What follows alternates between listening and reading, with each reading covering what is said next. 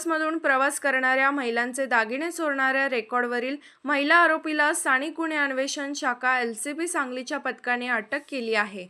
आरोपीकडून 1,40,380 रुपयांचा मुद्देमाल जप्त करण्यात आला असून आष्टा पोलीस ठाण्यात दाखल असलेल्या चोरीच्या गुन्ह्याचा यशस्वी उलगडा करण्यात आला।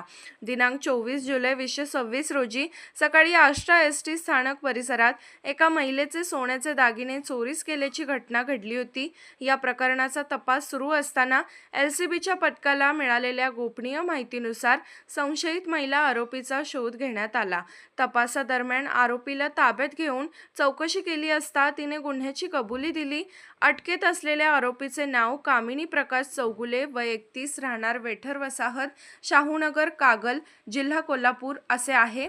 आरोपीकडून चोरीतील 10 ग्रॅम वजनाचे सोन्याचे गंठण तसेच 380 रुपये रोख असा एकूण 1,40,380 रुपयांचा मुद्देमाल जप्त करण्यात आला आहे।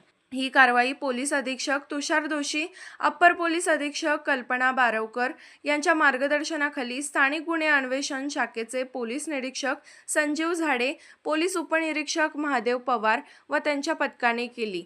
पुढील तपास आष्टा पोलीस ठाण्याकडून सुरू आहे।